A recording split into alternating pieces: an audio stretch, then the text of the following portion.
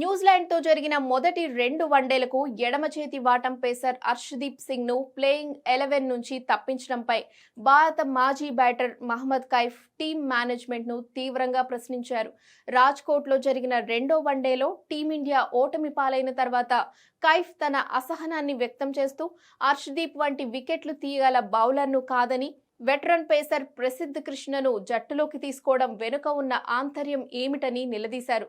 ప్రసిద్ధ కృష్ణకు వేగం ఉన్నప్పటికీ అతను ధారాళంగా పరుగులు సమర్పించుకుంటారని, ఇది జట్టుపై ఒత్తిడి పెంచుతుందని కైఫ్ విశ్లేషించారు. ముఖ్యంగా ఎడమ చేతి వాటం బౌలర్ ఇచ్చే వైవిధ్యం భారత జట్టుకు ఎంతో అవసరమని, అలాంటి నాణ్యమైన బౌలర్ను బెంచ్కే పరిమితం చేయడం సరైన నిర్ణయం కాదని ఆయన అభిప్రాయపడ్డారు.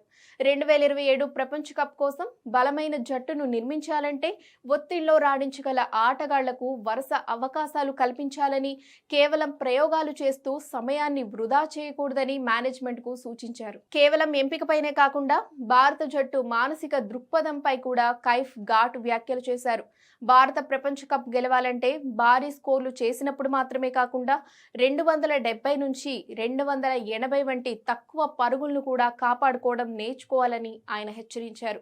284 పరుగులు అనేది తక్కువ స్కోర్ ఏమీ కాదని, ఒక ప్రపంచ స్థాయి బౌలింగ్ విభాగం ఏ స్కోర్నైనా డిఫెండ్ చేయగల సామర్థ్యాన్ని కలిగి ఉండాలని స్పష్టం చేశారు. బ్యాటర్లు విఫలమైన రోజున బౌలర్లు పోరాడి మ్యాచ్ను గెలిపించాలని, అప్పుడే జట్టు ఛాంపియన్గా నిలుస్తుందని కైఫ్ గుర్తు చేశారు. అర్షదీప్ సింగ్ వంటి ఆటగాళ్లను పక్కన పెట్టడం వల్ల వారి మనోధైర్యం దెబ్బతింటుందని, ఇది భవిష్యత్తులో జట్టుకు నష్టం కలిగిస్తుందని ఆందోళన వ్యక్తం చేశారు.